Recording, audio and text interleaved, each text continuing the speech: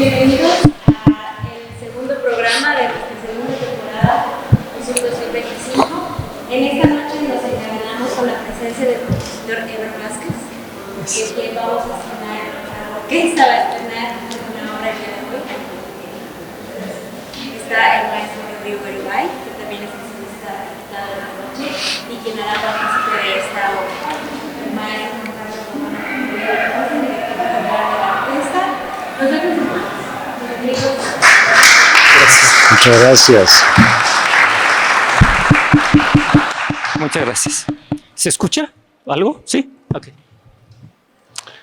Muy buenas noches. Para mí es un gran placer tener a dos extraordinarios músicos aquí a mi derecha.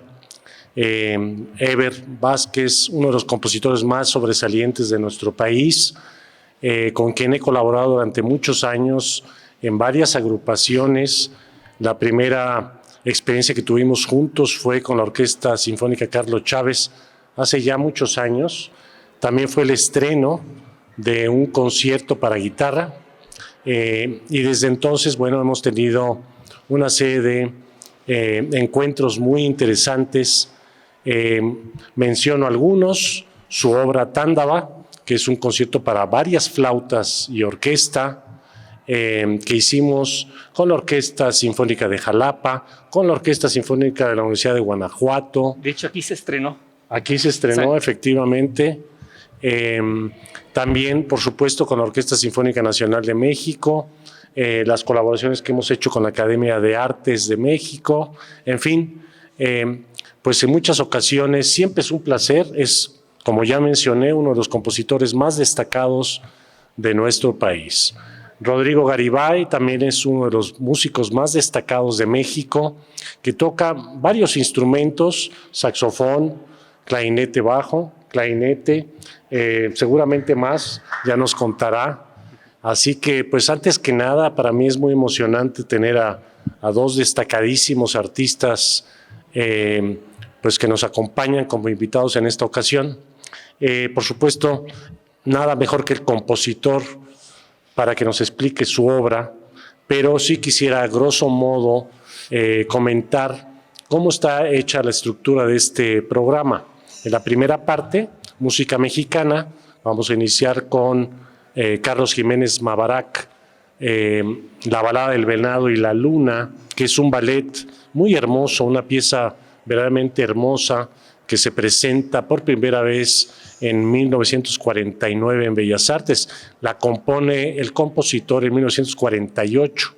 Carlos Jiménez Mabarak es uno de los compositores nacionalistas más destacados, más talentosos y curiosamente no tan conocido como Carlos Chávez, como Silvestre Revueltas, como José Pablo Moncayo, pero que sin duda es pues uno de los compositores más destacados de nuestro país. En la temporada pasada se hizo la obertura para arcos de este brillantísimo compositor, una orquestación verdaderamente extraordinaria. Y bueno, también para contarles un poco de qué se trata el ballet, La balada del venado y la luna. El venado se enamora del reflejo de la luna en el agua, y imagínense qué pues concepto tan hermoso y tan romántico. Después vamos a hacer el estreno mundial de la obra de Eber Vázquez, que ahora nos explicará, por supuesto con Rodrigo Garibay como solista, y después en la segunda parte hacemos las dos suites de Arlesiana.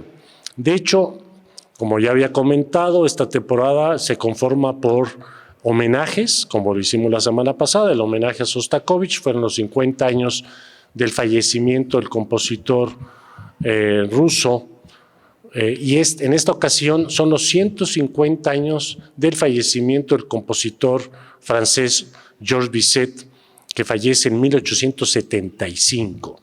Pero antes de adentrarme a hablar de Bizet y de la música tan hermosa que compuso, me gustaría ceder la palabra a Eber para que nos explique y nos hable de esta maravillosa obra que nos llena de orgullo, porque hoy, justamente hoy, es el estreno mundial de esta obra. Una gran responsabilidad, sin duda, para la orquesta, para el solista y, por supuesto, para mí, pero al mismo tiempo nos llena de orgullo tener una figura como Eber acompañándonos. Eber, muchas gracias por tu presencia. Al contrario, muchísimas gracias y muchísimas gracias a ustedes por acompañarnos esta tarde-noche.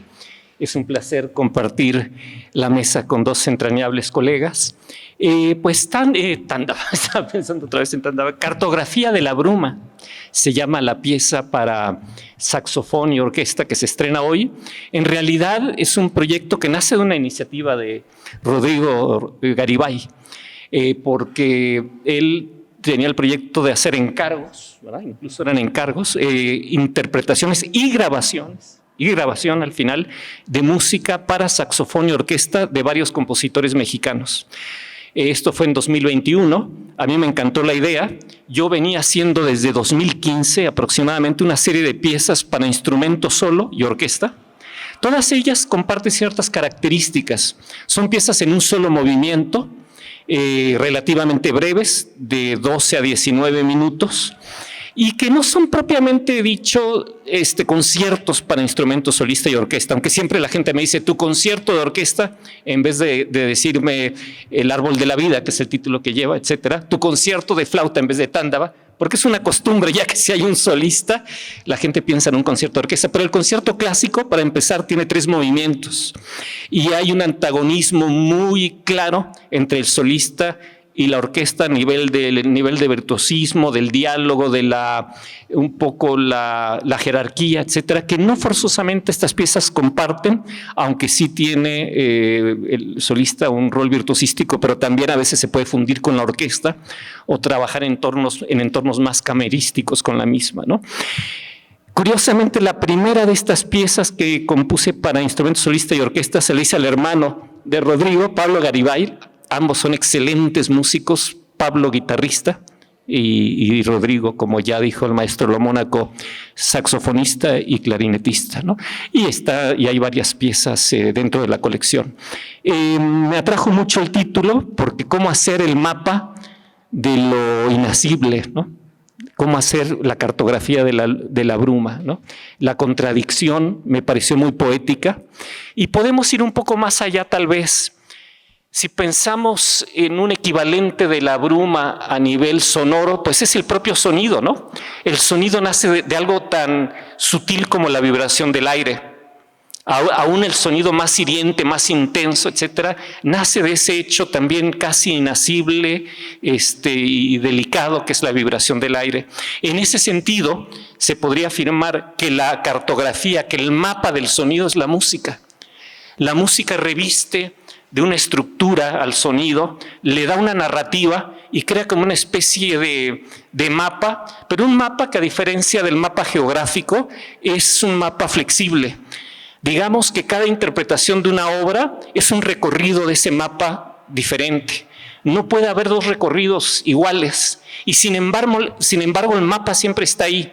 Siempre reconocemos la quinta de Beethoven, aunque sea una interpretación con instrumentos antiguos y con ciertas técnicas que pretenden ser de la época clásica, aunque los documentos que tengamos para saber cómo se interpretaba no sean demasiado precisos, dado que no había grabaciones evidentemente, y al mismo tiempo cada interpretación es un mundo, ¿no?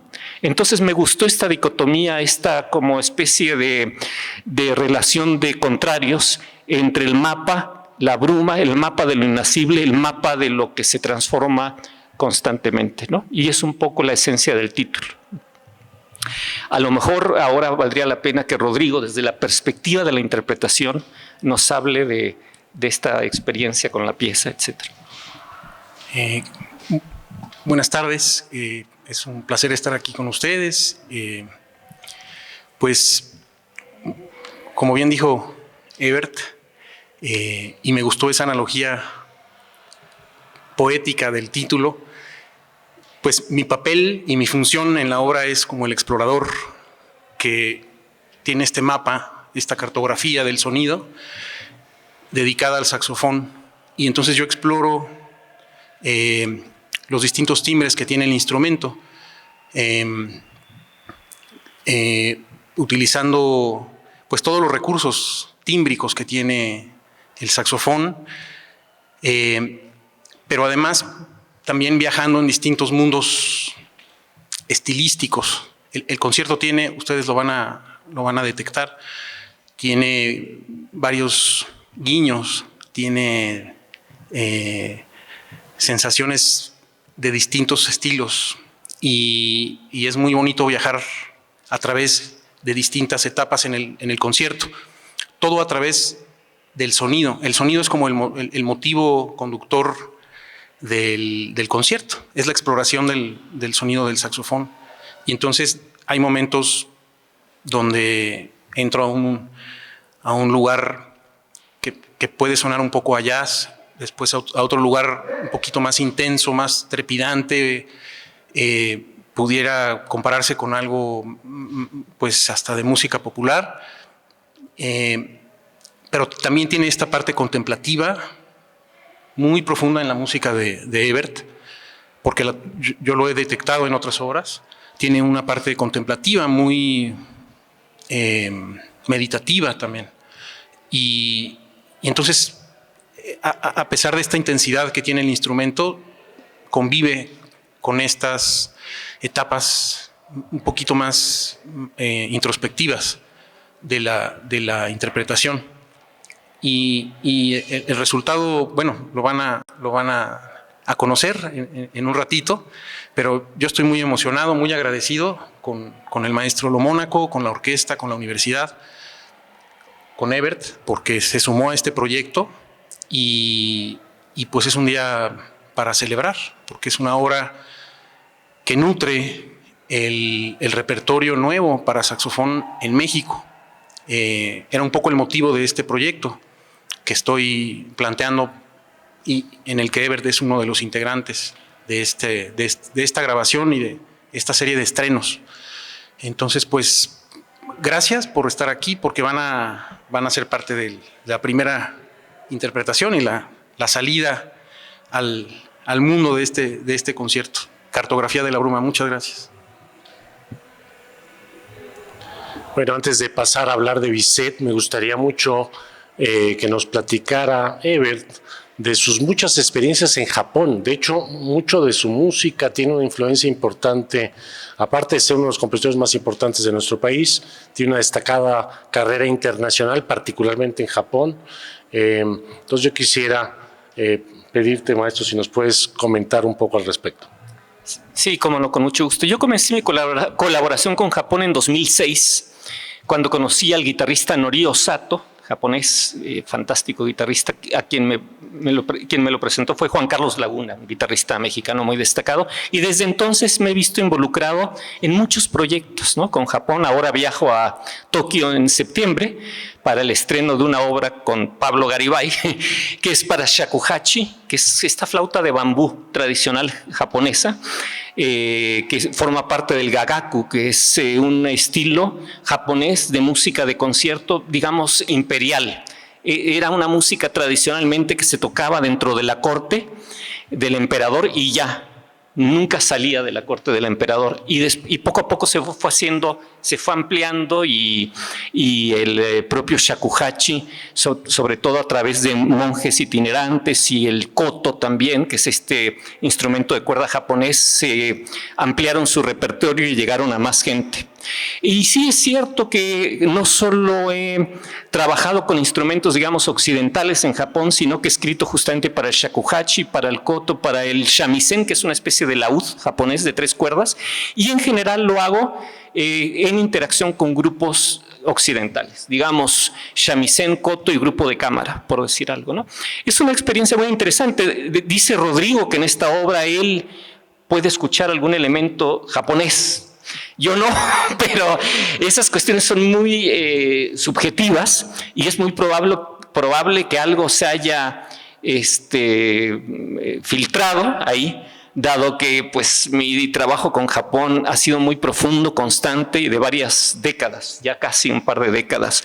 Y sí, digamos que comenzó de una manera circunstancial, pero sí ha invadido el estilo japonés con el cual he entrado en contacto cada vez más, un poco mi música de manera consciente y tal vez inconsciente. Yo en esta pieza en particular encuentro tal vez un contacto más con el jazz, pero un poco el free jazz, un jazz abstracto. Yo soy amante del jazz, por supuesto, no de manera tan profunda como Rodrigo, que lo toca excelentemente. Rodrigo tiene esta característica de poder tocar tan bien y profundamente y sentirse a sus anchas en el repertorio de concierto occidental y en el jazz, lo cual me pareció una cualidad fantástica para hacer una obra para saxofón, porque finalmente el saxofón, que fue elaborado por un francés en el siglo XIX, con miras a que fuera parte del repertorio occidental, pues tuvo su lugar en el jazz. Y son pocas las obras como el bolero de Ravel, que forman parte de nuestra tradición, los cuadros de una exposición del propio Ravel y otras, que integran el sax. Así que me pareció una oportunidad muy atractiva de colaboración con Rodrigo, ¿no? Y sí, puede ser que algo de esta relación intensa con Japón esté tal vez, ¿no?, en la pieza.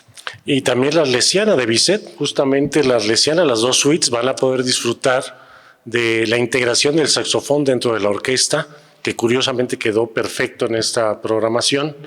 Y ahora, Rodrigo, quisiera preguntarle que nos platicara un poco, hemos hablado de que tocas el saxofón, los clarinetes, pero que nos hablas de tu experiencia. Toca muy seguido con la Orquesta de Minería, una de las mejores agrupaciones de nuestro país. Toda esta versatilidad de instrumentos que tocas. Bueno, es muy común que los clarinetistas y los saxofonistas transiten en estos dos mundos, en estas dos familias de instrumentos. Inclusive hay quienes suman la flauta. En algunos conservatorios donde se enseña jazz, ya es obligatorio ingresar con estos tres instrumentos, porque además en las agrupaciones grandes, en las grandes bandas de jazz, en las big bands, la música está escrita para saxofón, con cambio a clarinete, y de repente hay un cambio a flauta, ¿no? Entonces, comparten la característica de la caña simple, el clarinete y el saxofón. Entonces, y algunas digitaciones. Se puede cambiar de uno a otro. Hay quien decide especializarse nada más en una de las familias, ¿no? Lo cual también es, tiene su mérito profundizar, ¿no? Y hay quien lo hace inclusive con un solo instrumento de la familia de 4 o 5 instrumentos. A veces es por necesidad también, una necesidad de abrirse campo profesional, pero a mí en lo particular, cuando entré a la Facultad de Música de la UNAM a estudiar clarinete, yo iba con la intención de profundizar en el saxofón. Es una decisión curiosa, porque digamos que la técnica del clarinete es una técnica y la del saxofón es otra, sin contar lo de la caña, ¿no? Lo de la embocadura, lo de la pieza que uno se coloca en la boca. Se llama boquilla, y la caña es la pieza de madera que vibra y produce el sonido. El clarinete y el saxofón comparten esta misma, esencia en la producción del sonido, que es la caña.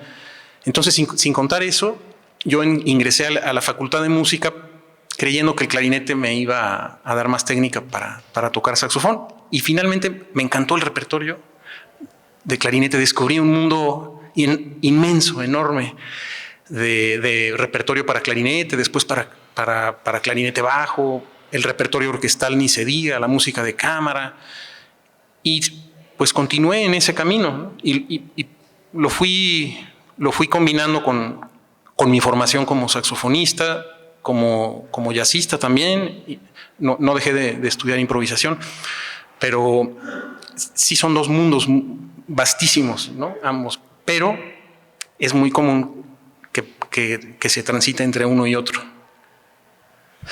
Pero la flauta es tan diferente, ¿no? O sea, eso no me parece como una conexión tan evidente, ¿no? A mí me cuesta mucho trabajo la flauta. Cuando he intentado estudiarla, tiendo a marearme, como que hasta pierdo el equilibrio, ¿no?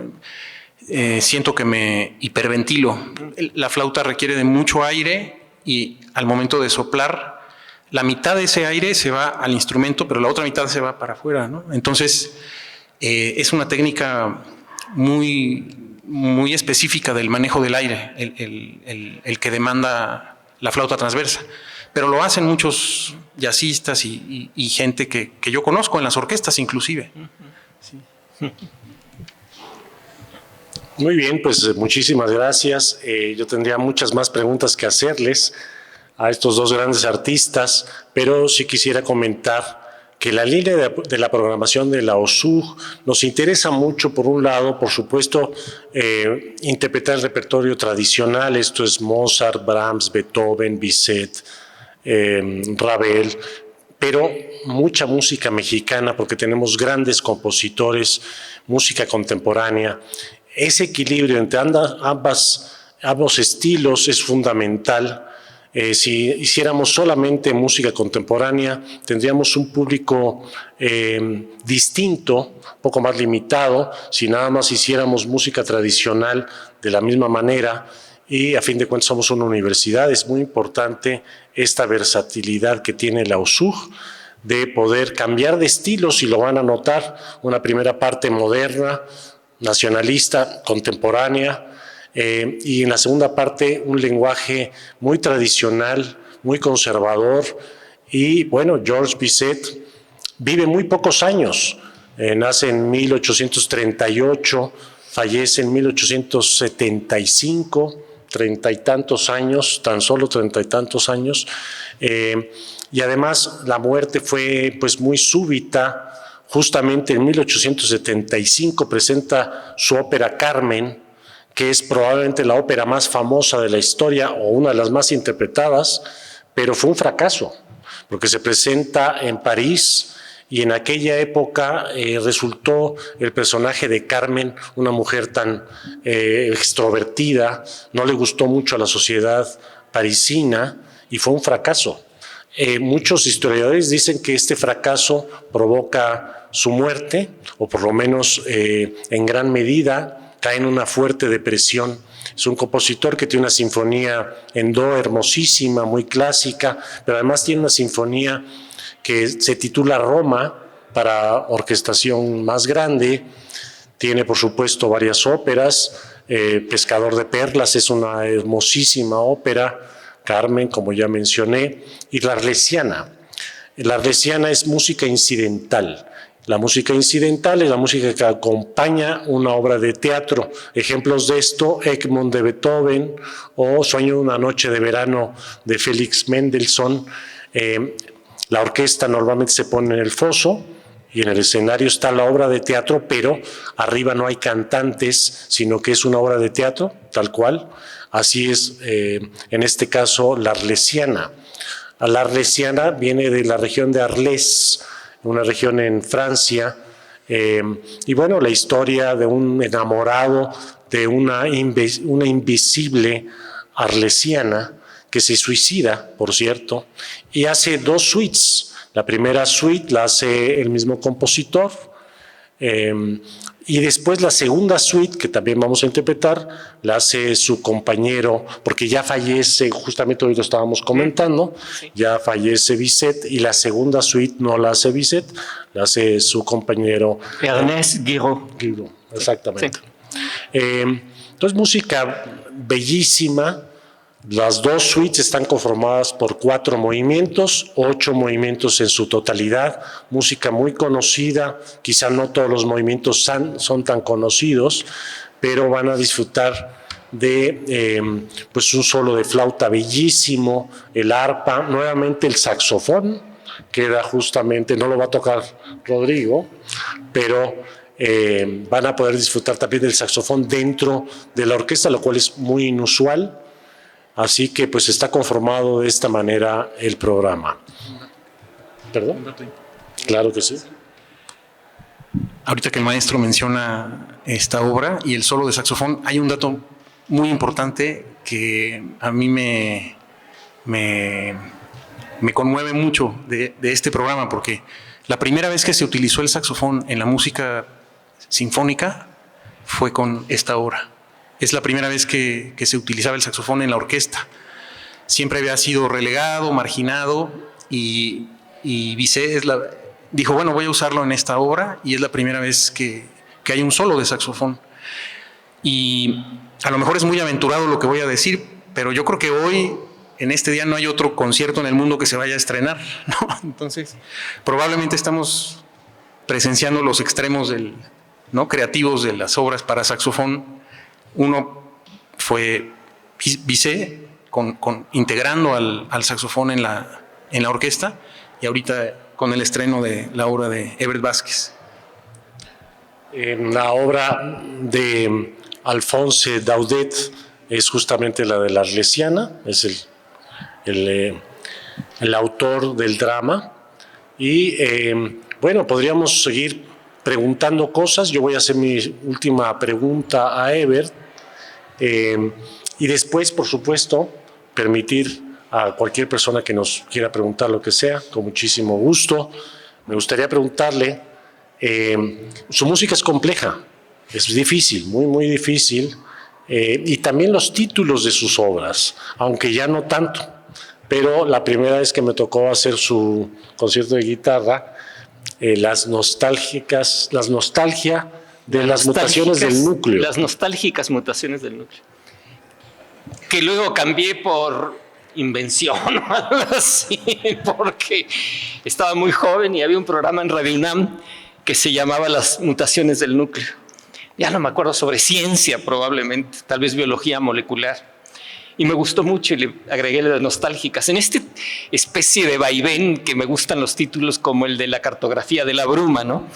Pero luego me arrepentí un poco, ¿no? Y escogí y revisé un poquito la obra unos años después, y el título final no fue invención, pero en este momento se me va, Invocación, pero era un título muy peculiar y no había una razón. Realmente me gustó la resonancia poética y un tanto lúdica finalmente, y ya. Sí. Así que pues compleja música, complejos títulos, pero extraordinaria música, van a disfrutarla mucho. Así que pues a continuación, con mucho gusto, si gustan hacer preguntas, pues con mucho gusto.